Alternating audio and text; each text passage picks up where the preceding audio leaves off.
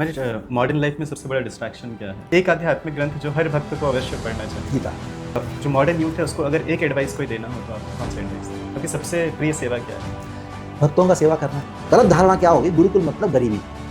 दो चार कुटियाँ हैं और धोती पहन के कोई ऐसा ब्राह्मण बैठा है, वो कुछ मंत्र सिखाएगा। इस गलत धारणा है। गुरु जन सामान्य में लोगों के मन में साधु में धारणा रहती है, ये जो है आशीर्वाद देगा तो सब समस्या समाधान हो जाएगा। किसी के पास क्षमता है क्या भगवान को धोखा देने की? नहीं। शास्त्रों को पढ़ने से ज्ञान प्राप्त नहीं होता, शास्त्रों की सेवा करने से ज्ञान प्राप्त होता है। अगला प्रश्न महाराज, आपका सबसे प्रिय श्लोक शास्त्रों से? सत्येन कंपाक्षमाणो भुञ्जानमेवात्मकृतं विपाकं हृद्वागुविरुद्धान् नमस्ते दिवेत यो मुक्तिर्देशभायवा। एक वो सोचते वर्णाश्रम मतलब मुझे गांव जाना पड़ेगा, खेती करना पड़ेगा तो वर्णाश्रम। तो ये बड़ा वहम है, ये गलत धारणा है। कोई शब्द संस्कृत प्रेरणा देता है? मैं वही सोचता कालम प्रतीक्षम, कब मरूंगा। हरे कृष्णा। तो आप सभी का स्वागत है इस्कॉन चंडीगढ़ यूट्यूब चैनल पे। इस पॉडकास्ट सीरीज़ के आज के एपिसोड में हम एक बहुत ही विशेष अतिथि के साथ वार्तालाप करेंगे। इनका जन्म कर्नाटक के मैसूर में ट्रेडिशनल ब्राह्मण मध्व फैमिली में हुआ 1973 में। और जिस उम्र में बच्चों के आइडल्स हुआ करते हैं, एक्टर्स, फिल्म स्टार्स, क्रिकेटर्स, उस समय में इनके आइडल्स थे हनुमान जी और श्रीला मध्वाचार्य। तो ऐसे बहुत ही विशेष अतिथि इन्होंने मेरीन इंजीनियरिंग कंप्लीट की कलकत्ता से 1994 में। और मेरीन इंजीनियरिंग के दौरान ही ये भक्तों के संपर्क में आए और उनसे गीता प्राप्त करने के पश्चात गीता को बहुत गहराई से अध्ययन किया। और श्रील प्रभुपाद जी गीता पढ़ के उनको पूरा कन्विक्शन हो गया कि इसका प्रचार आवश्यक है संपूर्ण समाज के कल्याण के लिए, विशेषकर युवाओं और बच्चों के लिए इनकी विशेष अभिरुचि है कि उनको ये ज्ञान प्राप्त हो और वो अपने जीवन में जीवन को सार्थक करें। तो इन्होंने आगे चलकर इस्कॉन में कई सारी सेवाएं की। गत 30 वर्षों में इस्कॉन में विविध सेवाएं करी और बहुत ही रिसेंटली 23 फरवरी को इनका संन्यास हुआ और इनका नाम हुआ परम पूजनीय भक्ति पद्म सौरभ प्रचारक स्वामी महाराज। हरि बोल। तो हम स्वागत करते हैं महाराज जी का। महाराज जी संपूर्ण इस्कॉन में बहुत विख्यात हैं अपने प्रोफाउंड नॉलेज के लिए। महाराज हर विषय पर बोलने के लिए बहुत विख्यात हैं। महाराज हर विषय में ज्ञान रखते हैं और पूरे विश्व भर में, विशेषकर यूरोप में, अमेरिका में, भारत में, संपूर्ण भारत में भ्रमण करके महाराज भगवत गीता भागवत के ज्ञान का जो है प्रचार करते हैं। तो हम बहुत सौभाग्यशाली हैं कि आज हमें अवसर प्राप्त हो रहा है महाराज जी का संग करने का और महाराज जी से हमारी भक्ति संबंधित कई सारे प्रश्नों के उत्तर प्राप्त करने का। हरे कृष्ण। तो जैसा कि हम जानते हैं महाराज जी की विशेष रुचि है शिक्षण प्रशिक्षण के क्षेत्र में। महाराज कई सारे अलग अलग भक्ति कोर्सेज पढ़ाने भारत में, विदेशों में जाते हैं। तो हमारा पहला प्रश्न महाराज जी से इसी संबंधित है कि महाराज हम किस प्रकार से शास्त्रों को और अधिक अच्छे से गहराई से पढ़ सकें, और आप अपने व्यक्तिगत अनुभव से अगर कुछ हमें पॉइंट्स बता सकें कि कैसे हम शास्त्रों को और अच्छे से अप्लाई करें और अच्छे से समझें इसके विषय में। शास्त्रों को पढ़ने से ज्ञान प्राप्त नहीं होता, शास्त्रों की सेवा करने से ज्ञान प्राप्त होता है। वैदिक सभ्यता में ज्ञान प्राप्त करने की विधि है सेवा। तद्विद्धि प्रणिपातेन परिप्रश्नेन सेवया परिप्रश्नेन। गुरु की सेवा से शास्त्र का ज्ञान की अनुभूति होती है और शास्त्र का अध्ययन भी जब होता है उस समय हमको शास्त्र का सेवा कर रहे हैं ये भाव से अध्ययन करना होगा, क्योंकि शास्त्र हमारे बुद्धि के परे है। वो भौतिक नहीं, आध्यात्मिक है। बुद्धि भौतिक है। ये छोटी सी बुद्धि, भौतिक बुद्धि में आध्यात्मिक ज्ञान जो अचिंत्य है, तो उसको कैसे हम उसको अवगाहन कर सकते हैं? नहीं कर सकते। वो तभी होगा जब शास्त्र अपने आप को हमारे हृदय में प्रकाशित करेगा। कब शास्त्र हमारे हृदय में अपने अर्थ को प्रकाशित करेगा? यस्या देवे परा भक्ति यथा देवे तथा गुरु तस्यैति कथ्यायते अर्था प्रकाशन्ते महात्मना। कथ्यायते अर्था, हृदय पे अर्थ जो है वो प्रकाशित होता है। प्रकाशन्ते महात्मना, प्रकाशन्ते उस शास्त्र का जो ज्ञान है वो उस भक्त के हृदय में प्रकाशित होता है। जब वो क्या करता है? यस्या देवे परा भक्ति यथा देवे तथा गुरु। जैसे भगवान के प्रति भक्ति की भाव होता है उसी प्रकार गुरु के प्रति भक्ति भाव होगी, तब शास्त्र उनके हृदय में प्रकाशित होता है। इसलिए हम गुरु पूजा में ये बात गाते हैं, दिव्य ज्ञान हृदय प्रकाशित हो। दिव्य ज्ञान जो है वो पढ़ने वाली चीज़ नहीं होती है। वो जब पढ़ते हैं, ऐसा नहीं कि पढ़ने वाली चीज़ नहीं तो नहीं पढ़ेंगे, पढ़ेंगे, लेकिन क्या भाव से पढ़ेंगे? सेवा की भाव से पढ़ेंगे। वो सेवा हमको ज्ञान प्रदान करता है। सेवा से कृपा प्राप्त होती है और कृपा से भगवत ज्ञान, शास्त्रों का ज्ञान जो हो प्रकाशित होता है। इसके वजह से शास्त्र का अध्ययन करने के लिए आपको कोई भी भौतिक योग्यता की आवश्यकता नहीं है।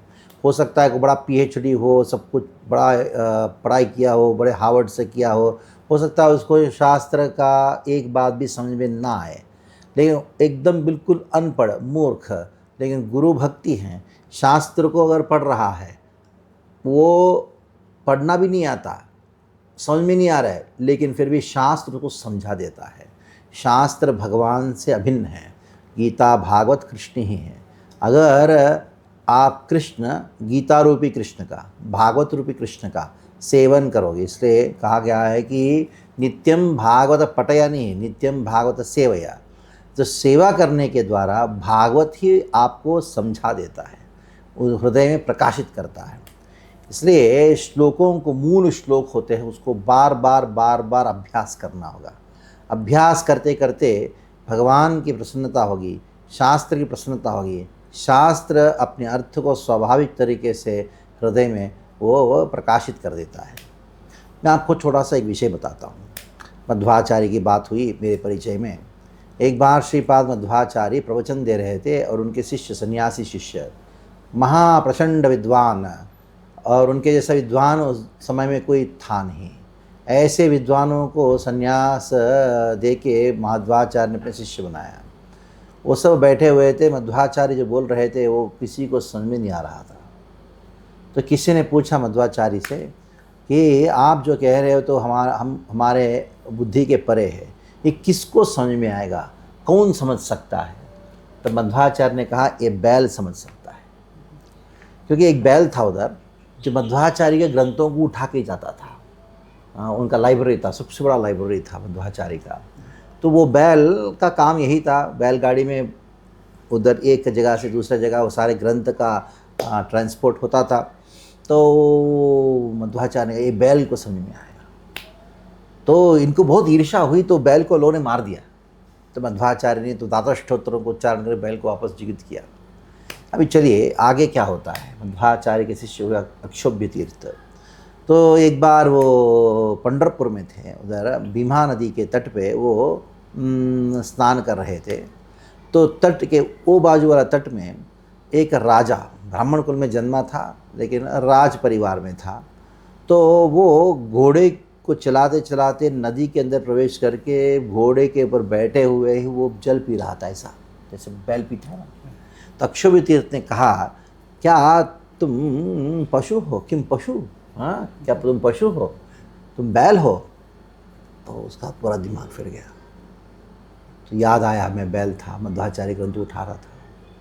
अभी वो मध्वाचार्य का ग्रंथों का उठाने की जो सेवा करने की वजह से, वो बैल के जन्म से वो एक बड़ा ब्राह्मण परिवार में जन्म लिया और बाद में अक्षोभ्य तीर्थ ने उनको संन्यास दिया। उनका नाम पड़ा जयतीर्थ। और जयतीर्थ मध्वाचार्य के ग्रंथों के ऊपर उन्होंने टीका किया। मध्वाचार्य ग्रंथों को अगर समझना है, जयतीर्थ के टीकाओं के द्वारा ही समझ सकते, इसलिए उनका नाम बड़ा टीकाचार्य। अब देखिए, पिछले जन्म में कौन था? बैल। और उन्होंने क्या किया? सेवा किया, ग्रंथों को भरण करने का सेवा किया। उस सेवा का परिणाम क्या हुआ? उनको सारा जो ज्ञान है हृदय में प्रकाशित हुआ। ये है। बहुत बहुत धन्यवाद महाराज जी। बहुत बड़ा मिसकंसेप्शन रहता है हम सबके मन में कि हम अपनी बुद्धि से हम ग्रंथों को समझ लेंगे, पढ़ लेंगे, स्कॉलर बन जाएंगे। लेकिन महाराज ने बहुत सुंदर रूप से हमें समझाई कैसे गुरु की वाणी में श्रद्धा रखकर और शास्त्रों को सेवा भाव से यदि हम पढ़ते हैं तो शास्त्र स्वयं हमारे हृदय में प्रकाशित होते हैं। तो बहुत बहुत धन्यवाद इस मिसकंसेप्शन को क्लियर करने के लिए। इसी संदर्भ में एक प्रश्न और आता है महाराज कि कई भक्तों की इच्छा होती है कि हम और भी आचार्यों की टीकाओं को और अच्छे से पढ़ें, समझें। तो हमें किस प्रकार से पढ़ना चाहिए? पहले प्रभुपाद जी की पुस्तकों को या फिर साथ साथ आचार्यों की टीकाओं को भी पढ़ना चाहिए, या किस प्रकार से इसे हमें अप्रोच करना चाहिए? प्रभुपाद जी के ग्रंथों को पढ़ना चाहिए। प्रभुपाद जी ग्रंथों में लिखा है कि आपको आचार्य ग्रंथ पढ़ना चाहिए। अगर आप प्रभुपाद जी ग्रंथ पढ़ रहे हो, इसका अर्थ क्या है? आपको आचार्य ग्रंथ पढ़ने की आवश्यकता है। नहीं तो खाली पढ़ते जा रहे हो लेकिन अमल नहीं कर रहे। अनेकों अनेकों जगह श्रील प्रभुपाद जी ने कहा, अगर भागवत को और अच्छी तरीके से आस्वादन करना चाहते हो तो आचार्यों की टीका पढ़ो। श्रीपाद विश्वनाथ चौबे ठाकुर, सनातन गोस्वामी ठाकुर, सनातन गोस्वामी पाद का टीकाओं को पढ़ो करके स्वयं प्रभुपाद जी कह रहे हैं। तो अगर सच में आप प्रभुपाद जी ग्रंथों को पढ़ रहे हो, इसको उनका आदेश मानना होगा। उनका आदेश है कि आप आचार्य ग्रंथों को पढ़ो। तो प्रभुपाद जी ग्रंथों को, आचार्य ग्रंथों को अलग करके देखना, ये बड़ा अज्ञान है, ये बड़ा दुष्टता है। प्रभुपाद जी बड़े महान अपराध है, क्योंकि श्री प्रभुपाद जी हमारे आचार्य हैं और सारे आचार्यों को प्रतिनिधित्व कर रहे हैं। तो इसका अर्थ क्या है, वो अभिन्न है। श्री प्रभुपाद जी अन्य आचार्य अभिन्न हैं, उनको भेद करके देखना, इनके ग्रंथ अलग है, इनके ग्रंथ अलग है, ये श्रुतिशास्त्र निंदनम और गुरु अवज्ञा, यानी गुरु के प्रति अवज्ञा की बात होती है। ये दोनों में अभेदता को देखना होगा। कब देख पाओगे? जब आप देखोगे श्री प्रभुपाद जी ने सारे आचार्यों की जो टीका टिप्पणी है उसका सार हमको दिए है। और जब हम अन्य आचार्य ग्रंथों को पढ़ते हैं तो पता लगता है कि प्रभुपाद जी ने जो सूत्र रूप में दिया है उसको उन्होंने विस्तार से दिया है। जैसे एक माँ बच्चे को खिलाती है। कौन सा बच्चे को खिलाती है? जब माँ अपने गर्भ में एक बच्चा होता है उस समय माँ क्या करती है, वो दाल सब्जी चपाती सब खाती है, अच्छी तरह से पौष्टिक आहार ग्रहण करती हैं और उसको हजम करती हैं, उसको सार रूप में बच्चे को बिना पता लगे उनके शरीर में वो डाल देती है कि नहीं? तो वैसे ही श्री प्रभुपाद ने क्या किया, सारे आचार्यों की जो टीका टिप्पणी ग्रंथ है उसको हजम किया, हजम कर उसका सार निकाला, हमको ऐसा दे दिया ताकि हमको पता भी नहीं लगे, जैसे बच्चे को। हाँ, इससे प्रभुपाद ग्रंथ पढ़ते पढ़ते पढ़ते जाओ तो आपको आचार्यों के द्वारा दिया गया सारा ग्रंथ है, सारा सार पता लग जाए। और जैसे वो उत्साह बढ़ता है, क्योंकि श्री प्रभुपाद ने कहा मैंने विश्वनाथ ठाकुर ने लिखा उसी को लिख रहा हूँ, तब मन में आता है कि प्रभुपाद जी ने जो मूल रूप में जिसको पढ़ के हजम करके किया उसको मैं आस्वादन करना चाहता हूँ। जैसे बच्चा बाहर निकलता है क्या सोचता है वो, मैं भी चपाती खाऊँ, मैं भी सब्जी खाऊँ, है कि नहीं? हाँ, ऐसा नहीं कि मैं इसे पढ़ा रहूँगा, मैं माँ ने किया नहीं, माँ ने कहा बेटा तुम करो, हाँ भाभी खाओ। तो प्रभुपाद जी ने कहा, प्रभुपाद जी ने हमको माँ के जैसा गोद पेट में गर्भ में बच्चा रहता वो भी खिलाया, और वही माँ बच्चा जन्म लेने के बाद क्या करती है, उसको दाल रही सब्जी भी खिलाती है और बोलती है खाओ करके। तो ये दोनों में अभिन्नता है, इसमें भेद देखना। खास करके इसको ये कहना कि श्रील प्रभुपाद जी ग्रंथ है, ये नहीं, प्रभुपाद जी ग्रंथ नहीं, वो शास्त्र है। शास्त्र के ऊपर प्रभुपाद जी का अनुभव, उनकी टीका, उनकी टिप्पणी है। तो ये प्रभुपाद जी ग्रंथ कहना तो एक प्रकार का अपराध है। ये कहाँ से आता है? ये पाश्चात्य प्रवृत्ति से आता है। पाश्चात्य देश में लोगों का एक मसीहा होता है। हाँ, जीसस ने कहा या मोहम्मद ने कहा इसके पहले कोई है नहीं, उसके बाद में कोई है नहीं। तो ये हमारा संप्रदाय ऐसा नहीं। वैदिक संप्रदाय क्या है, श्री प्रभुपाद जी के पहले बहुत आचार्य हुए, वो हमको, वो प्रभुपाद जी हमको उन आचार्यों की प्रतिनिधित्व कर रहे हैं। तो वो प्रभुपाद जी को उन आचार्यों से अलग करके देखना और उसके बाद कोई नहीं है, हाँ, ये सोचना, ये बड़ा मायावाद है, ये पाश्चात्य प्रवृत्ति का प्रभाव है। हमको समग्र देखना चाहिए, समग्र दृष्टिकोण से देखना चाहिए। एक व्यक्ति आपके पास आता है तो वो एक परिवार से जुड़ा हुआ, एक समाज से जुड़ा हुआ है, वो स्वतंत्र नहीं है। हाँ, तो ये उनकी महिमा है। श्रील प्रभुपाद जी सारे आचार्यों का मूर्तिमान स्वरूप, ये उनकी महिमा है, उनकी प्रतिनिधित्व कर रहे हैं, उनकी महिमा है। उनसे अलग करके देखना ये अब हमारा उनके प्रति अपराध है। वैसे ग्रंथ भी तो एक शिष्य का परम कर्तव्य होता है कि मेरे गुरुजी श्रील प्रभुपाद जी ने जो लिखा है वो आचार्यों की वाणी को ही लिख रहे हैं ताकि हम समझ पाए, इसलिए लिख रहे हैं। और वो उसका हम अभ्यास करते करते प्रभुपाद से प्रार्थना करके हमको ये करना चाहिए कि आपने जो मूल श्रील विश्वनाथ चौबे ठाकुर का टीका किया उसको भी आस्वादन करने का हमको अनुग्रह प्रदान करे, बुद्धि प्रदान करे। ये आपका ही आदेश है, करना चाहिए।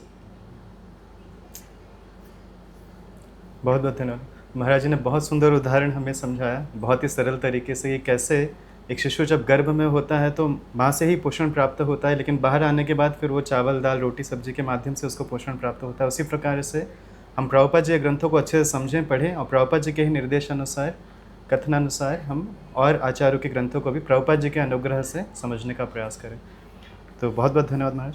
अगला प्रश्न हमारा है, आपका जिस जिस प्रकार शिक्षण में बहुत रुचि है, उसी प्रकार से आपके वर्णाश्रम के प्रचार में भी बहुत रुचि है। आप कई सारे प्लेटफॉर्म से वर्णाश्रम को प्रोपेगेट करते हैं, लोगों को उसके महत्व के विषय में बताते हैं। तो हमें भी कृपया आप समझाएं कि वर्णाश्रम क्यों आवश्यक है और वर्णाश्रम का पतन किस प्रकार से हुआ, और वर्तमान में जो प्रभुपाद जी ने हमें दैवी वर्णाश्रम व्यवस्था दी है, ये मूल वर्णाश्रम से किस प्रकार से अलग है। वर्णाश्रम हमारे लिए क्यों आवश्यक है, उसकी चर्चा से पहले हम ये जानने का प्रयास करते हैं वर्णाश्रम है क्या। क्योंकि लोगों के मन में बहुत बड़ी गलत फहमी हो गई, खास करके हमारे वर्तमान इस्कॉन के भक्तों के मन में गलत फहमी है। वो सोचते वर्णाश्रम मतलब मुझे गांव जाना पड़ेगा, खेती करना पड़ेगा तो वर्णाश्रम है। तो ये बड़ा वहम है, ये गलत धारणा है। ये गलत धारणा के पीछे अनेकों कारण है, उसकी चर्चा नहीं करूँगा, क्योंकि वो वर्णाश्रम व्यवस्था में जिसका जन्म नहीं हुआ है, वर्णाश्रम की व्यवस्था को कभी देखे नहीं, अनुभव नहीं किए हैं, उनके द्वारा वर्णाश्रम की प्रचार प्रसार हो रहा है।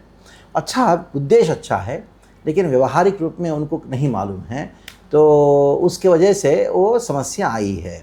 ठीक है, उसके ऊपर हम ध्यान नहीं देंगे। अभी उसका सही समझ क्या है उसका चर्चा करेंगे।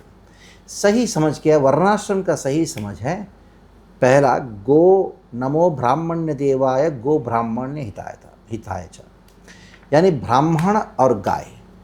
जब पूरा समाज की व्यवस्था ये दो चीज़ के ऊपर आधारित होती है तब उसको वर्णाश्रम कहा गया है। एंटी वर्णाश्रम मतलब ब्राह्मणों वध करना, गायों को वध करना। तो जहाँ गाय और ब्राह्मण की वध होती है या उसको तिरस्कार किया जाता है, तब वर्णाश्रम की व्यवस्था का पतन होता है। तो जब हमारे भारत में जब ब्राह्मणों का बात नहीं सुना कौन क्षत्रियों ने, तब अंग्रेज़ों ने राज किया और मुग़लों ने राज किया। जब तक गाय की संरक्षण होती थी, जब तक ब्राह्मणों की संरक्षण होती थी, जो कृष्ण इसी के द्वारा सारा जगत को पालन पोषण करते हैं, इसलिए उनको कहा गया नमो ब्राह्मण्य देवाय गो ब्राह्मण्य हिताय च जगद्धिताय कृष्णाय गोविंदाय नमो नमः। जगत हिताय मतलब जगत का हित के लिए, जगत का पालन पोषण करने के लिए भगवान ने दो माध्यम चुने, गो ब्राह्मण्य हिताय च, गाय और ब्राह्मण। अब देखिए, जितने भी एंटी वर्णाश्रम मूवमेंट है, जैसे अब्राहमिक रिलीजन जिसको कहते हो, वो एंटी वर्णाश्रम है। वो सबसे पहले क्या करते हैं, ब्राह्मणों को मारते हैं और गायों को मारते हैं, गोभक्षण करते हैं। तो वर्णाश्रम भाई हो गए वो। तो भी वर्णाश्रम की स्थापना तभी होगी जब हमारा हर एक चीज़, हमारा अर्थव्यवस्था जब गाय के ऊपर आधारित है। गाय क्या देती हैं, बछड़ा देती हैं, दो बैल बनती हैं। तो बैल से जब खेती होता है, और गाय जो देती है गोमूत्र और गोबर से जब खाद बनती है, और इससे पूरा का पूरा व्यवस्था यानी आर्थिक व्यवस्था खेती से, जितने भी आर्थिक व्यवस्था जहाँ खेती के ऊपर आधारित है, जिसको ऑर्गेनिक कहते हो, उसके ऊपर आधारित एक गो प्रसाद के रूप में जब ग्रहण करते हो, उसी के द्वारा वर्णाश्रम व्यवस्था प्रारंभ होती है। इसका अर्थ यह नहीं कि मैं भी गाय पालन करने जाऊँ और मैं बैल से जो है खेत जोतना शुरू करूँ। वो करने वाले कुछ है, लेकिन आपको उनसे खरीदना होगा। आप शहर में रह के केवल और केवल देसी गाय का दूध ही खरीदने का संकल्प लोगे, नंबर 1। केवल और केवल गौ माता से, गोबर से उत्पन्न हुआ चीज़ों की मैं वापरूँगा, किसके लिए, स्नान के लिए, अंगराग और दंत मंजन। जब आप इसको इस्तेमाल करोगे तो क्या होगा, आपका पैसा कहाँ जा रहा है, गोपालक के पास जा रहा है। गोपालक क्या करेगा, गाय को रक्षा करेगा, गाय को देखभाल करेगा। दूध देना बंद करने के बाद भी गोबर से पैसा आ रहा है। हाँ, अब देखो, भारत में 140 करोड़ है, उसमें से 70 करोड़ लोग 50% केवल और केवल दंत मंजन यूज़ करें, ये पेस्ट जो है उसको वापरना बंद करें। तो कितना इकोनॉमी है देखो गौ में, गौ बेस्ड इकोनॉमी। तो वो सात्विक होता है। अगर केवल और केवल देसी गाय का दूध ही पीने का संकल्प ले, आपको हो सकता है वो महंगा पड़े, लेकिन वो आपको डॉक्टर के पास जाने का जो खर्चा है वो कम करा देगा। तो काउ बेस्ड इकोनॉमी, ये वर्णाश्रम, ऐसा नहीं कि मैं स्वयं जाके गाय का पालन करूँगा, खरीदो। वर्णाश्रम मतलब इकोनॉमी, कौन सा इकोनॉमी? काउ बेस्ड इकोनॉमी होना चाहिए। ये संभव है। हाँ, जब आप खाद से, स्वाभाविक खाद होता है, नेचुरल ऑर्गेनिक खाद होता है, काउ बेस्ड यूरिया होता है, उसको अगर डाल के अगर स्वस्थ अच्छा सा अनाज उत्पन्न करोगे, तो अनाज के आधार पे आप उसके लिए जो मशीन बनाना बनाओ, कोई करना करना, क्या ट्रांसफर व्यवस्था करो, उसके लिए बिजनेस करो, सब कुछ। ये सारा economy when it is based on वो काउ बेस्ड इकोनॉमी होगा, तभी वर्णाश्रम वापस स्थापित हो सकता है। जितना हद तक करोगे उतना हद तक। उससे क्या होगा? ब्राह्मण। अभी ब्राह्मण के बारे में बात करते हैं। ब्राह्मण क्या है? शास्त्रों का अध्ययन, और लोगों को मार्गदर्शन देता है। जब उसको महत्व दी जाती है, कैसे महत्व दोगे? जब गुरुकुल की व्यवस्था करोगे। गुरुकुल की व्यवस्था, अभी देखो हर बच्चा स्कूल जाता है, पढ़ाई करता है क्या? भौतिक शिक्षा भी नहीं है उधर, खाली झगड़ा गाली गलौज करके आता है, बहुत कुछ नहीं है। इतना खर्चा कर रहे हो, उसके जगह पे आप गुरुकुल का सिस्टम बनाओ, इंग्लिश पढ़ाओ, साइंस पढ़ाओ, सब पढ़ाओ, लेकिन गुरुकुल सिस्टम।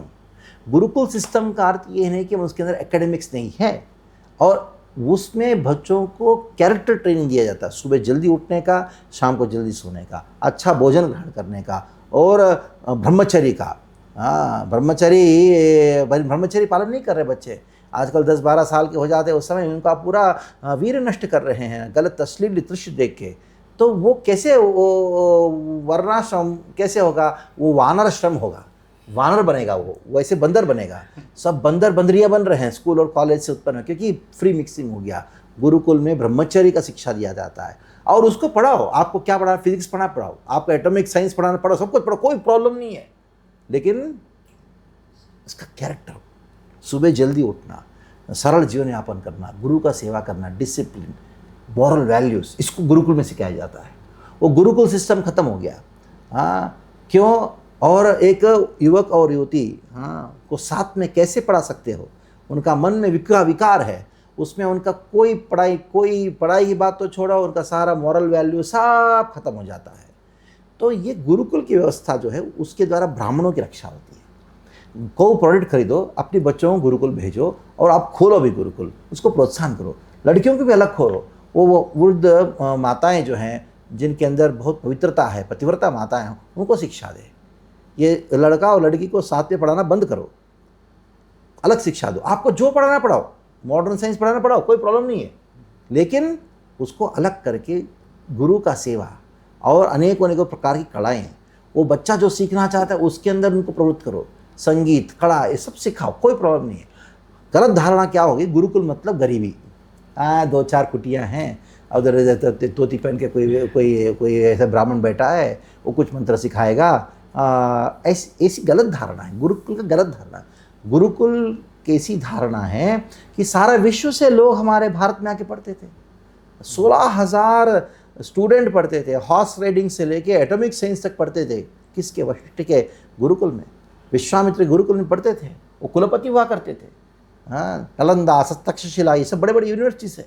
कहाँ? ईरान, टेहरान, अभी वो युद्ध चल रहा है ना, उधर से लोग आके पढ़ते थे। अब मैंने आज सुना कि भारत के स्टूडेंट लोग उधर पढ़ने गए। अरे पागलपंती, उधर क्या पढ़ने जाओगे? लोग उधर के लोग इधर आके पढ़ते थे, उसका इतिहास गवाह है उसका। तो ये 2 व्यवस्था करो। एक cow based economy, cow product खरीदने का। दूसरा व्यवस्था गुरुकुल व्यवस्था, इसको पुनर्जागृत करो, तो आप देखो अद्भुत हो जाएगा। इसलिए अंग्रेज़ों ने क्या किया? ये 2 व्यवस्था, चिकित्सा प्रणाली जो काउ बेस्ड था, उसको एलोपैथी के रूप में किया। शिक्षा प्रणाली जो गुरुकुल बेस्ड था, वो क्या कर दिया? वो शूद्र बनाने की, नौकर बनाने की चक्कर में, क्लर्क बनाने के चक्कर में डाल दिया। तो ये 2 व्यवस्था को पुनर्वापस करो, हो जाएगा वापस वही ग्लोरी भारत अचीव करेगा। भारत इन पूरे विश्व में कहीं भी ये फॉर्मूला यूज़ करो। महाराज बहुत रूप से वर्णाश्रम के दोनों पक्षों को बहुत विस्तृत रूप से इसने समझा, व्यवहारिक रूप से कि कैसे गायों के संरक्षण के माध्यम से और गुरुकुल व्यवस्था को पुनः स्थापित करके हम वर्णाश्रम को पुनः स्थापित कर सकते हैं। और ये वर्णाश्रम धर्म जिसको प्रभुपाद जी बताते हैं कि ये वास्तविक धर्म है। अच्छा महाराज जी, ये प्रश्न भी एक आता है कि दैवी वर्णाश्रम कैसे अलग है, दैवी वर्णाश्रम क्या है और जो मूल वर्णाश्रम कैसे? जब कृष्ण को केंद्र में रख के वर्णाश्रम व्यवस्था को की जाती है उसको दैवी वर्णाश्रम कहा गया है। और यानी भक्ति के लिए अनुकूल हो ऐसी व्यवस्था जो है उसको दैवी वर्णाश्रम कहा गया है। और कृष्ण को केंद्र बिंदु नहीं रखते वर्णाश्रम व्यवस्था का उसको असुरी कहा गया है। अंतर यही है। तो वर्णा नान्य पंथ विष्णुराराध्यते पंथ नान्यत्वतोष कारणम। ये वर्णाश्रम की व्यवस्था केवल विष्णु की आराधना के लिए हुआ है। जैसे भागवत में कहा गया है धर्मस्वनिष्ठ पुंसाम विश्वक्षण कथा सिंहन उत्पादित इति रतिम। ये वर्णाश्रम की व्यवस्था का उद्देश्य है भक्ति। अगर भक्ति का उद्देश्य के बिना वर्णाश्रम की व्यवस्था करने जाओगे तो एक दिन टूट जाएगा। वही हुआ भारत में। धन्यवाद महाराज। महाराज, जैसे आपने बताया कि गुरुकुल प्रणाली जो है, गुरुकुल व्यवस्था पुनः स्थापित किया जाए। कई सारे भक्त इस्कॉन में बहुत बड़ा कॉन्ग्रीगेशन है, लेकिन सामान्यतः सब यही प्रॉब्लम फेस करते हैं कि ऐसा कोई इस्कॉन का कोई सिस्टमैटिक कोई एजुकेशन सिस्टम नहीं है, कोई school of chain of schools हैं नहीं जहाँ पे अपने बच्चों को भेजकर प्रशिक्षित कर सके, सिखा सकें। गिने चुने गुरुकुल हैं मायापुर में, वृंदावन में और कुछ अन्य स्थानों पे भारत में, विदेशों में। तो कैसे इसको हम प्रैक्टिकली इम्प्लीमेंट करें लोकल लेवल पे टेम्पल्स में, कैसे हम इसको इस प्रिंसिपल को इम्प्लीमेंट करें? ताकि चंडीगढ़ में पिछले 10 साल से मैं प्रोत्साहन कर रहा हूँ। अभी ऐसा भगवान की कृपा से अभी ऐसा आ गया, अभी आपके चंडीगढ़ में शुरू हो जाएगा। हाँ, बातचीत चल रही है और लोग तैयार भी है। समय लगता है, कोई अच्छा चीज़ जो है उसको करने के लिए बहुत समय लगता है, बहुत विरोध आते। विरोध तो पहले अपने मन में आता है। हाँ, तो मैं तो सीधा सीधा बोलता हूँ, आपका बच्चा जो है जब स्कूल जाता है क्या सीख के आता है? बच्चे से पूछता क्यों सीखते हो? नहीं, टाइम पास करके आता है। तो एकदम सीधा सीधा बोलते हैं, सत्य है। हाँ, सत्य बोलने में क्या है? तो ऐसा व्यवस्था करें तो ये दोनों करना होगा। गुरुकुल के बारे में बातचीत करते रहना पड़ेगा। बाद में लोगों का ये अंधविश्वास है, मेरा बच्चा स्कूल जा रहा है, पढ़ाई कर रहा है, मैं पैसे दे रहा हूँ, तो ये अंधविश्वास को दूर करना पड़ेगा। बहुत बड़ा अंधविश्वास है कि माता पिता सोचते हैं कि मैं महीने का 10,000 दे रहा हूँ स्कूल के लिए, मेरा बच्चा स्कूल जा रहा है, पढ़ाई करता होगा। ये सब बड़ा अंधविश्वास है। वो क्या पढ़ता है? मैं खुद साक्षी हूँ। मैंने क्या पढ़ाई किया? कुछ मुझे मालूम है, कुछ पढ़ाई नहीं किया। अन्य दोस्तों से झगड़ा करना, ये करना। आज 4-5 लोग पढ़ाई करते हैं, वो फर्स्ट रैंक अच्छा नंबर है, लेकिन फिर भी क्या, उसके बाद अगले दिन पूछो रट के बोल दिया उसका, अगले दिन एग्जाम के बाद वही भूल जाता है। कोई है नहीं।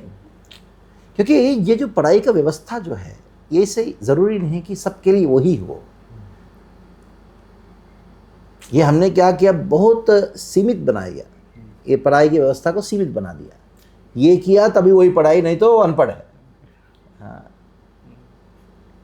ये व्यवस्था को चेंज करना होगा। उसके लिए हमको बातचीत करना होगा। अब आप बोलोगे इस्कॉन में ऐसा नहीं है, और नहीं है नहीं करके कब तक बोलते रहोगे?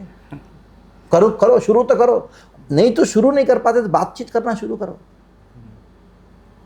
प्रभुपाद जी ने कहा कृष्ण भगवान है, वो सत्य है शास्त्र के आधार पे। प्रभुपाद जी ने ये भी कहा कि आजकल के जो आधुनिक शिक्षा के केंद्र हैं, स्कूल और कॉलेज है, वो कत्लखाना है, वो भी उतना ही सत्य है।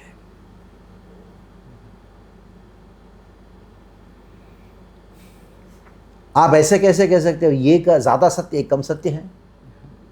हाँ, है कि नहीं? हाँ, किसने कहा? प्रभुपाद जी ने कहा हाँ बुक डिस्ट्रीब्यूशन करना चाहिए। वो करना चाहिए, बहुत सही बात है। प्रभुपाद जी ने ये भी कहा बुक पढ़ना चाहिए। हाँ, वो ये भी कहा कि हाँ प्रभुपाद जी ने ऐसा कहा। प्रभुपाद जी ने बहुत सारी चीज़ें, वो भी करो। ये ज़्यादा एक कम सोचना, ये आपका वहम है, आपका ज्ञान है। आचार्य जो भी कहते हैं सब कुछ एब्सोल्यूट है, सब कुछ उतना ही महत्व देना चाहिए। प्रभुपाद जी ने गोरक्षा के विषय में कितनी बार कहा, कितना कहा, और गुरुकुल की व्यवस्था के विषय कितना कहा। मंदिरों का निर्माण के विषय में प्रभुपाद ने जितना जोर दिया, उतना ही गुरुकुल के विषय में जोर दिया कि आप क्यों नहीं कर रहे हो फिर? करना चाहिए। कर नहीं पाते तो कम से कम क्या करो, बोलना तो शुरू करो। बोलते बोलते बोलते एक दिन कोई ना कोई किसी के दिल में लगेगा, करेगा। बहुत बहुत धन्यवाद महाराज। एक बात और आपने कही थी अपने अभी उत्तर में कि ब्रह्मचर्य का भी प्रशिक्षण नहीं होता है, तो किस प्रकार से, क्योंकि आपकी विशेष रुचि है युवाओं को मार्गदर्शन देने में, आपकी विशेष आपका हृदय है, तो कैसे युवाओं को ब्रह्मचर्य, क्योंकि वर्तमान में तो ये बहुत ही एक एलियन कॉन्सेप्ट हो गया कि ब्रह्मचर्य भी पालन करना होता है, तो किस प्रकार से हम युवाओं को प्रेरित करें, प्रशिक्षित करें कि ब्रह्मचर्य का पालन करें और अपने जीवन को सार्थक करें? बस सभी उनको एक एक हफ्ता आश्रम में रुकाओ, एक हफ्ता ऐसा एक माहौल दो जहाँ वो मोबाइल से, स्त्रियों से वो दूर रहे, उसको एक रुचि मिलेगी, एक अनुभव दो। तो इसलिए हमको कहते हैं योगा रिट्रीट कहते हैं, कैंप कहते हैं, उसमें एक उनको एक रुचि मिलती है स्त्री से दूर रहने का, और अच्छा भोजन ग्रहण, समय से सोना, इसका एक रुचि मिलती है। एक बार भक्ति करने का रुचि मिलती है, एक बार रुचि मिला तो उसको पकड़ के रहेगा। वो रुचि नहीं दिया तो फिर समस्या है। थैंक यू महाराज। महाराज, आपने एस्ट्रोलॉजी में भी आपका बहुत जो है नॉलेज है, तो कई बारी भक्तों के भी जीवन में कई समस्याएं आती हैं, तो कई बारी एस्ट्रोलॉजिस्ट को अप्रोच करते हैं, तो भक्तों के लिए कितना तर्क संगत है एस्ट्रोलॉजिस्ट के पास जाना, और कैसे इसको समझे कि क्या एस्ट्रोलॉजी में यदि श्रद्धा हो तो भक्ति में श्रद्धा नहीं है, या क्या है, किस प्रकार से? मुझे कोई एस्ट्रोलॉजी का बड़ा चढ़ा कोई ज्ञान नहीं है। जैसे कोई संगीतकार होता है, वो जन्मतः उसको अच्छा आवाज़ रहता है, नहीं जन्मतः होता है, तो पूछो कहाँ संगीत कहाँ सीखा, सीखा नहीं है, उसका जन्म पिछले जन्म का कुछ ऐसा है, और वो अच्छा संगीत विद्या सीख के और बड़ा चढ़ा हो सकता है। मैं उस प्रकार का नहीं हूँ, मुझे पिछले जन्म का कुछ होगा, योग है, उसकी वजह से तो कुछ चीज़ें पता लगता है, कुछ चीज़ें बताता हूँ, इतना ही है। जैसे कोई डॉक्टर होता है, वो कंपाउंडर होता है ना, कंपाउंडर को कुछ ज्ञान आ जाता है, ऐसे उस प्रकार का है, कोई मैं इतना नहीं हूँ। लेकिन जितना भक्तों की ज़रूरत होती है, कुछ समस्याओं की ज़रूरत होती है, कुछ नुस्खे देता हूँ, उससे थोड़ा सा उसका राहत मिलता है, उसका बच्चा भक्ति कर सकते हैं। ये एक सेवा है, वो भक्तों समाज के लिए मेरा एक सेवा है। और बहुत बड़ी समस्या होती है तो कुछ जहाँ भेजना उधर भेजता हूँ। ऐसा नहीं कि मैं कोई उसमें पारंगत हुआ हूँ, ऐसा कुछ एस्ट्रोलॉजर नहीं हूँ। एस्ट्रोलॉजी जो है वो ज्योतिष विद्या है, उसको थोड़ा सा उपयोग में लेता हूँ, इतना ही ज़रूरत है। अभी आपका प्रश्न है कि कितना हद तक करना चाहिए, ये जैसे डॉक्टर के पास जाते हो, कितना हद तक जाना चाहिए? ऐसा नहीं कि डॉक्टरी सर्वस्व है, सब कुछ चाहिए, यही भगवान, यही कृष्ण, नहीं। जब आपका पेट में बीमारी हुआ, कुछ हुआ, तो आप घरेलू समस्या समाधान पर नहीं पहुँचता, डॉक्टर के पास जाओ, थोड़ा सा दवाई देगा, तो ठीक हो जाएगा, डॉक्टर को भूल जाओ, है कि नहीं? हाँ, जब मिलता है तो हरे कृष्ण बोलना, इतना ही। देखिए, इसका अर्थ ये नहीं है कि आप डॉक्टर ने मेरा पेट का दर्द ठीक किया, अभी यही भगवान है, इसका ही पूजा करो, इसका नाम जप करो, ऐसा होता है क्या? तो वही दवाई को देखते रहोगे क्या? नहीं, हो गया उस समय के लिए, उसकी ज़रूरत थी, भगवान ने आपके पास आपको दिया, वो ठीक हो गया। वैसे ये भी ऐसा ही है, ये भी ऐसा है। कुछ अलग अलग लोगों को अपनी अपनी परिस्थितियाँ होती हैं, उससे थोड़ा सी समस्या आती हैं, तो देख नहीं पा रहा है, दिख नहीं रहा है क्या समस्या, इसका समाधान क्या है। तो सही बात है, चैंट एंड बी हैप्पी, इससे बढ़कर कोई इलाज है ही नहीं। हरे कृष्ण महामंत्र जप और उसके अंदर मति लगाने से बढ़कर कोई इलाज है ही नहीं। लेकिन वो उस पर मति अभी लगा नहीं है, तो लगने के लिए कुछ रुकावटें हो रही, कुछ समस्या आ रही हैं, कुछ अलग अलग लोगों के अलग प्रकार की होते हैं। अगर कुछ सहायता मिलती है कोई विद्या से, उसको युक्त वैरागी कहा गया है। उसका अर्थ ये नहीं कि अभी वो जो नुस्खे हमने दिया, परिहार हमने दिया, उसी को सर्वे मान के चलना, वो कर्मकांड हो जाता है। इसलिए ये जो वैष्णव के लिए एक सेवा के रूप में कुछ चीज़ों को हम कहीं से उपयोग मिलता है, क्या समस्या है? जब मैनेजमेंट के लिए आप कोई गौ भक्षक के द्वारा लिखा गया ग्रंथ को पढ़ते हो, 7 हैबिट से पता नहीं 5 हैबिट कुछ तो कौन सा नाम भी याद नहीं उन लोगों का, तो वैसे लोगों का जब द्वारा लिखा गया ज्ञान को जब आप अपनी भक्ति के लिए, प्रचार के लिए यूज़ कर रहे हो, और जो भगवान ने वेद ने दिया, वेद का एक अंग है, वेद पुरुष का दृष्टि है, आँख है, अगर उससे अगर थोड़ी सहायता मिलती है तो क्या समस्या है। हाँ, अगर आपकी ज़रूरत नहीं, कोई ज़रूरत नहीं, कोई प्रॉब्लम ही नहीं है, ये आवश्यक नहीं है। हाँ, जैसे डॉक्टर आपके जीवन में आवश्यक नहीं है, जब बीमार पड़ते हो थोड़ा यूज़ करते हो, ये यूटिलाइजेशन, ये युक्ति है, बस उतना ही है। हाँ, बस उसको यथारूप में देखना है, उसके जितना इंपॉर्टेंस उतना ही देना चाहिए। ज़्यादा दिया तो समस्या, कम दिया तो समस्या। It is only question of using. जैसे आप हरिद्वार जा रहे हो, बद्री जा रहे हो, तो उधर टेम्परेचर देखते हो कि उधर का क्या है, फोरकास्ट देखते हो, उसी हिसाब से आप प्रिपेयर करते हो, है कि नहीं। ऐसा नहीं कि आप उसी को देखते रहो जीवन भर, नहीं, उस समय की ज़रूरत है, वो यूज़ किया हो गया, बस यूज़ एंड थ्रो है। बहुत बहुत धन्यवाद। महाराज ने बहुत सुंदर रूप से युक्त वैराग्य के सिद्धांत को एस्ट्रोलॉजी से जोड़कर बहुत सुंदर समझाया कि हमें भक्ति करने में जो भी बाधा आती है उसके निवारण के लिए जितना आवश्यक है उतना हम उसका उपयोग करें और उसके बाद अपनी भक्ति को अच्छे से करें। तो एक अंतिम प्रश्न महाराज, और बहुत ही महत्वपूर्ण प्रश्न है संपूर्ण इस्कॉन में जितने भक्त हैं उनके लिए, कि हम देख रहे हैं धीरे धीरे प्रभुपाद जी के जितने वरिष्ठ शिष्य हैं और जितने दीक्षा गुरु हैं, धीरे धीरे उनका तिरोभाव हो रहा है, और आप बहुत ही सशक्त प्रचारक हैं, परम पूजनीय गोपाल कृष्ण गोस्वामी महाराज के बहुत ही अग्रणी शिष्य हैं, भक्ति का प्रचार कर रहे हैं पूरे विश्व में। आप हमें समझाएं कि किस प्रकार से जो अभी का जनरेशन है इस्कॉन में, वो किस प्रकार से इसी भाव को आगे लेके चले, इसी लेगेसी को मेंटेन करके आगे हम लेके चल सकें और इस्कॉन का प्रचार और बढ़ता जाए, तो इसके लिए हम क्या करें? ठीक है, प्रचार बढ़ेगा, ये हम प्रचार कर रहे हैं इसलिए नहीं बढ़ रहा है, प्रचार बढ़ेगा। बढ़ना जो है वो प्रकृति का नियम है। जैसे आपने बीज बोया तो वो पौधा बनेगा, पेड़ बनेगा, फलेगा, वो प्रकृति का नियम है। बढ़ना जो है प्रकृति का नियम है। जैसे शिशु का जन्म हुआ वो बढ़ता जाएगा, आप उसको खींचने की आवश्यकता नहीं पड़ती, वो बढ़ेगा। हाँ, वो उसके लिए क्या करना होगा, 2 चीज़ करना होगा शिशु को बढ़ने के लिए, बढ़ेगा ऑटोमेटिक। उसके लिए पौष्टिक आहार, दूसरा क्या करना होगा, जो अवांछित चीज़ें हैं यानी बीमारी है उसको दूर रखना पड़ेगा।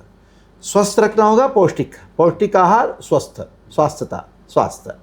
उसी प्रकार हमारी संस्था को आगे बढ़ाने के लिए कोई आपको धक्कम बुक्की करने की कोई आवश्यकता नहीं है। 2 चीज़ मेंटेन करो, पौष्टिक आहार दो, दूसरा क्या करो, हाँ, वो बीमारी से दूर रखो।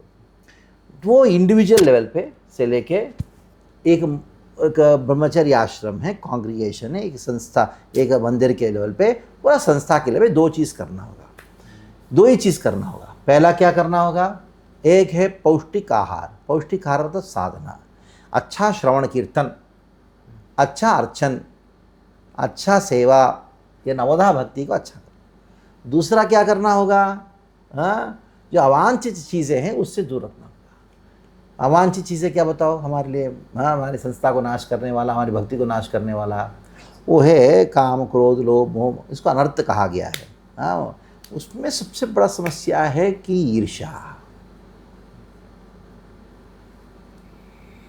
इससे अगर दूर रखो, सेवा की भाव रखो, ईर्ष्या ये वायरस है, तो वायरस तो स्वाभाविक तरीके से बढ़ेगा। ये 2 चीज़ ध्यान रखो, और कुछ नहीं करने की आवश्यकता है, कोई टेक्निक की आवश्यकता नहीं है, यही टेक्निक है। श्रवण कीर्तन की मात्रा बढ़ाओ, दूसरा यानी पौष्टिक आहार, दूसरा क्या है, अनर्थों से निवृत्त करो। हाँ, अब देखो कि 2 भक्तों के बीच में कोई विवाद हुआ, कुछ क्रोध व्यक्त किए, ईर्ष्या की भाव हुआ, उसको देख के जितने लोगों को आपने प्रचार किया उनके अंदर विश्वास क्या हो जाता है। आपने बहुत बड़ा काम किया, बहुत प्रयास किया, लेकिन सब टूट गया। क्यों? कारण क्या है, विश्वास लोगों का हट गया, क्योंकि आपके हृदय से अनर्थ प्रकट हुआ। वो भक्तों का गुणगान करते जाओ, क्षमा करते जाओ, कोई समस्या नहीं होगा। अगर कोई कहता है कि नहीं आप इस प्रकार के साधु व्यवहार करोगे, लोग जो है आपका संस्था का गलत उपयोग करेंगे, कर कैसे कर सकता है कोई व्यक्ति? किसी के पास क्षमता है क्या, हाँ, भगवान को धोखा देने की? नहीं। अगर किसी के पास क्षमता है हाँ, धोखा देने की खुद के पास ही क्षमता है, खुद को धोखा देने की। एक श्रवण कीर्तन की मात्रा बढ़ाओ और दूसरा क्या करो, ये अनर्थों से निवृत्त करो। इंडिविजुअल लेवल पे, एक आश्रम के लेवल पे, कांग्रीगेशन के लेवल पे, या जोन के लेवल पे, पूरा संस्था के लेवल पे, इसी के ऊपर बात करो, सब अपने आप प्रगति होगा। बहुत बहुत धन्यवाद महाराज। बहुत संक्षिप्त रूप से, बहुत सुंदर रूप से महाराज ने इस उत्तर को हमें समझाया कि कैसे यदि हम केवल अपनी साधना पे, श्रवण कीर्तन पे बल दें और साथ साथ जो अनर्थ है उनको दूर करने का प्रयास करें, विशेषकर जो ईर्ष्या है। प्रभुपाद जी भी कहा करते थे कोऑपरेशन, प्रभुपाद जी के कई सारे शिष्यों ने काफ़ी बल दिया कोऑपरेशन पे।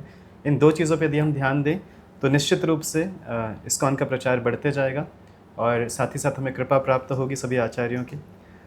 तो बहुत बहुत धन्यवाद महाराज ये सारे प्रश्नों का उत्तर देने के लिए। अब हम एक अलग राउंड है, इसमें रैपिड फायर राउंड है। इसमें कुछ छोटे प्रश्न होंगे जिनका एक शब्द में या संक्षेप में उत्तर आप यदि दें तो कुछ 22 क्वेश्चंस हैं, तो मैं एक एक करके एक प्रश्न पूछूंगा, आप कृपया उत्तर दीजिए। पहला प्रश्न है महाराज कि आपने इतने सारे शास्त्रों का अध्ययन किया, आपको सबसे विशेष रुचि किस प्रसंग में, किस कॉन्टेक्स्ट में रही? भागवत का रासपंच अध्याय, धन्यवाद। हमारा गौड़ीय धारा का मूल है। हाँ, उन्नतोज्ज्वल रसाम स्वभक्ति श्रियम। बोलिए। दूसरा प्रश्न महाराज कि आपके सबसे परम प्रिय मित्र कौन है इस्कॉन के अंदर, क्लोजेस्ट फ्रेंड? तो मित्र की परिभाषा अनेकों होती है। मितम त्रायति इति मित्रः, जो सीमित दृष्टि है उसको त्राण करने वाला, उसको मित्र कहता है गुरु। हाँ, ज्ञान के द्वारा मितम, सीमित दृष्टि है, मैं और मेरा की दृष्टि है, उसको मुझे मुक्त कराना, ज्ञान देने वाला कौन है? गुरु। और जितने भी गुरुजन हैं मेरे, वो सभी लोग मेरे मित्र हैं। Thank you so much.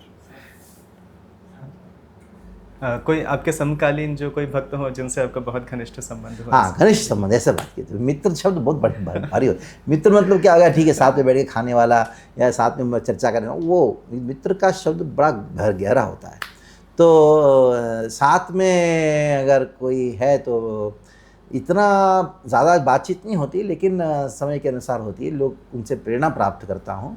वो है दो महान भक्त है जो मेरे समकालीन ही, मेरे सीनियर है एक तरीके से, लेकिन फिर भी मित्रता का भाव उनके प्रति है, उनका भी मेरा मित्र भाव है। एक है राधे श्याम प्रभु और दूसरे हैं हमारे गौरंग प्रभु। दोनों हमारे वैसे ज़्यादा बातचीत होती नहीं है, लेकिन फिर भी उनसे प्रेरणा प्राप्त होती है। महाराज आप पूरे विश्व भर में भ्रमण करते हैं, भक्ति का प्रचार करते हैं, आपको सबसे सुंदर विग्रह जिनसे सबसे अधिक आकर्षण हो, ऐसे एक विग्रह? तो जो लव एट फर्स्ट साइट वाला जो मैं पहला जो देखा था, वो दर्शन जिनका किया था, वो राधा माधव, हमारे इधर के मायापुर के राधा माधव है, तो उनका ही है। महाराज ऐसा कोई एक धाम जो आप कभी भी हर समय तैयार रहते हैं जाने के? तो मैं उडुपी जाता हूँ, क्योंकि जन्म से भी संबंध है और कृष्ण का भी है, इसलिए थोड़ा अच्छा लगता है। घर अपना घर लगता है, अपना गांव भी वही है, मधु संप्रदाय इसे मूल है, तो इसकी वजह से वो अच्छा लगता है धाम। बस आप सबसे सुंदर आपको जो प्रार्थनाएं लगती हैं भागवत से, किसी अन्य ग्रंथ से, जिससे ये 5 गीत जो है, हाँ, वेणु गीत हुआ, प्रणय गीत हुआ, गोपी गीत हुआ, भ्रमर गीत हुआ, युगल गीत हुआ, भ्रमर गीत हुआ, ये गीत जो है उसको मैं पठन करता हूँ कभी कभी, अच्छा लगता है करने में भागवत से। और अन्य बहुत सारी चीज़ें हैं, जैसे विलमंगल ठाकुर के कृष्ण करणामृत है, इसका भी, और रूप गोस्वामी, रघुनाथ दास गोस्वामी स्तोत्र हैं, सब करता रहता हूँ। थैंक यू महाराज। आपने इस्कॉन के अंदर कई सारी विविध सेवाओं में योगदान दिया है गत 30 वर्षों में। आपके निर्देशन में खूब सारा प्रचार आगे बढ़ा है। मीरा रोड में, वापी में भी आप सेवा कर रहे हैं प्रेसिडेंट के रूप में। आपकी सबसे प्रिय सेवा क्या है? भक्तों का सेवा करना। वैसे आप लोग कहते हैं कि मीरा रोड में किया, वैसा विशेष लगाव मंदिर से ऐसा कुछ है नहीं। उसका प्रेसिडेंट हूँ, लेकिन फिर भी भक्तों का सेवा करने के प्रति लगाव है। जहाँ भक्त मेरा सेवा चाहते हैं तो जिस तरीके जितना हो सके उतना कर देता हूँ। जो क्षेत्र में चाहते हैं उससे कर लेता हूँ।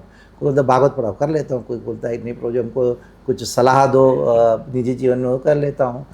जितना योग्यता है उस हिसाब से। किसी को मंदिर निर्माण के विषय में कुछ सलाह चाहिए, उससे कर लेता हूँ। अनुभव बांटने का सेवा जो वो ज़्यादा कर लेता हूँ पिछले 10 सालों में। इस प्रकार का पहले तो ठीक है, भी मंदिर में रह के कुछ विशेष सेवाएं थी, तो यहाँ भी एक ही सेवा है, भक्तों का सेवा करना, उसके अलावा और कोई सेवा नहीं है। हरि बोल। महाराज, भगवान का सबसे प्रिय नाम आपको जो लगता है? हम्म? हाँ, माधव। हरि बोल। अगला प्रश्न महाराज, आपका सबसे प्रिय श्लोक शास्त्रों से? तत्तेन कंपान् सुसमीक्षमाणो भुञ्जानमेवात्मकृतं विपाकं हृद्वाङ्विधान् नमस्ते जीवेतयो मुक्तिपदे सदायवा। ये श्लोक। Thank you. और अगला प्रश्न महाराज कि ये सभी श्रोताओं के लिए बहुत इम्पोर्टेंट प्रश्न है, आपको प्रसाद में सबसे अच्छा क्या आइटम लगता है? मुझे सारे मिठाई अच्छा लगता है, लेकिन अभी दुर्भाग्य की बात है, डायबिटीज़ हो गया है। क्या करें बताओ। अभी ऐसी परिस्थिति है, भगवान ने एक चीज़ को दी आसक्ति है, वो आसक्ति छुड़ा दिया। मीठे के अलावा कोई और आइटम महाराज? तो साउथ इंडियन ब्रेकफास्ट। महाराज, जप और कीर्तन यदि समय कम हो और कुछ एक चूज करना हो तो क्या आप ज़्यादा, किसमें? जैसे जप करना हो या कीर्तन करना हो, आपके पास समय है कुछ खाली, तो आप क्या करने में आपकी ज़्यादा रुचि है? मैं शास्त्र पढ़ता हूँ। शास्त्र। Thank you. एक आध्यात्मिक ग्रंथ जो हर भक्त को अवश्य पढ़ना चाहिए? गीता। गीता टेक्स्ट बुक है, पूरा जीवन का टेक्स्ट बुक है, वो सॉफ्टवेयर है। बाकी सब ठीक है, वो आप सॉफ्टवेयर के आधार पे जब अलग अलग चीज़ें बनाते हो ना, जैसे आपको 3D मैक्स करके सॉफ्टवेयर है, ठीक है, उससे अलग अलग चित्र बनाते हो, वो भागवत है। ये सॉफ्टवेयर गीता है। महाराज, आपने प्रभुपाद जी के कई सारे ग्रंथों का अध्ययन किया है, कोई ऐसा विशेष, कोई स्टेटमेंट प्रभुपाद जी का, कोई विशेष ऐसी शिक्षा जो आपको बहुत हृदय से आपको टच कर गई और आपका जीवन वहाँ से बदल गया? ऐसा कुछ याद नहीं आ रहा मुझे, कोई कुछ विशेष कुछ याद नहीं आ रहा है। Thank you. साधुओं के प्रति जन सामान्य में जो गलत धारणा होती है, ऐसी कोई धारणा? जन सामान्य में लोगों के मन में साधु की धारणा रहती है, ये जो है आशीर्वाद देगा तो सब समस्या समाधान हो जाएगा। चमत्कार। चमत्कार। ठीक, थैंक यू महाराज। प्रभुपाद जी का एक गुण जो आपको सबसे अधिक आकर्षित करता है प्रभुपाद जी से? दयालु है। उन्हें जो कार्य किया, ऐसे ऐसे लोगों को सेवा में, कृष्ण की सेवा में लगाया, जिनको देखते ऐसा लगता है कि ये क्या कर पाएगा, ये भक्ति क्या कर पाएगा। ऐसे लोगों को उन्होंने भक्त बनाया। तो प्रभुपाद जी करने, प्रभुपाद जी शिष्यों को देखने से लगता है कि प्रभुपाद जी उनको संभाल सकते हैं और कोई संभाल नहीं सकते। महाराज, आपके भक्तिमय जीवन में कोई एक ऐसा पड़ाव आया हो जहाँ से आपका जीवन आपको लगा कि बदल गया अब?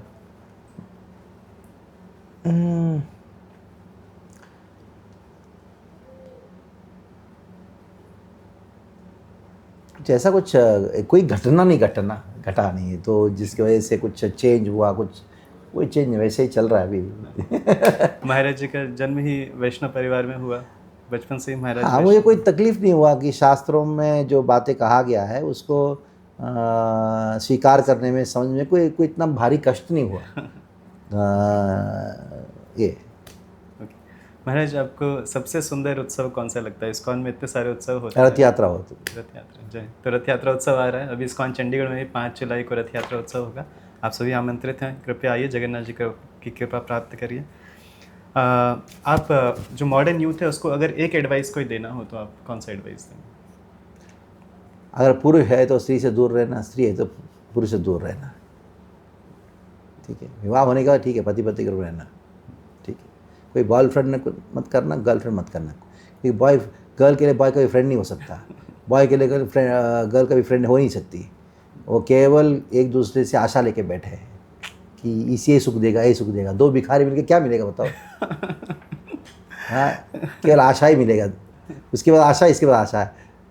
तो इसलिए दूर रहो, लड़कियों से दूर रहो, लड़कों से दूर रहो। हाँ, शांत रहो, भगवान का नाम जप करो और अपने जो हितैषी है उनसे संपर्क रखना, ये है। Thank you Maharaj. Maharaj, modern life में सबसे बड़ा डिस्ट्रैक्शन क्या है? नहीं, यही है, और क्या? मथुराघार है, यही डिस्ट्रैक्शन है। नहीं, वास्तविक आनंद अगर आप एक लाइन में बता सकें? भक्तों के संग में कृष्ण कथा का श्रवण करना। हरि बोल। महाराज आपका सबसे फेवरेट भजन कौन सा है या कोई कीर्तन की धुन जो आपको बहुत षड गोस्वामी अष्टकम। कोई एक संस्कृत का शब्द जो आपको बहुत प्रेरणा देता है, कोई एक श्लोक जो आपको बहुत प्रेरणा देता है? कालम प्रतीक्षम। इसका अर्थ में हाँ, नामानंतस्य, जब नारद जी को भगवान ने दर्शन दिया, सब कुछ हुआ, अभी भगवान ने कहा चिंता मत करो, तुम जैसे तुम्हारा सब कुछ समय में मृत्यु होगा तो तुम मेरे पास आ जाओगे।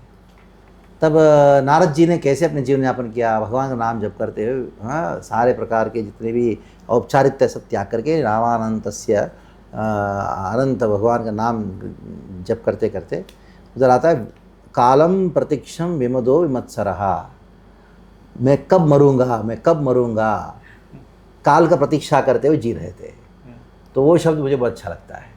मैं वही सोचता कालम प्रतीक्षम, कब कब मरूंगा, कब मरूंगा। ये विमदो विमत्सरहा, विमदः कोई मद यानी अहंकार के बिना, विमत्सरहा मत्सरता के बिना, कालम प्रतीक्षम विमदो विमत्सरहा।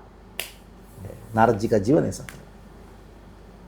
तो बहुत बहुत धन्यवाद महाराज जी का। हम हृदय से धन्यवाद देंगे कि महाराज जी ने अपना इतना बहुमूल्य समय हमें दिया और इतना सुंदर रूप से, इतना सरल भाषा में हमें भक्ति के इतने विशेष गूढ़ तत्वों का हमें ज्ञान दिया।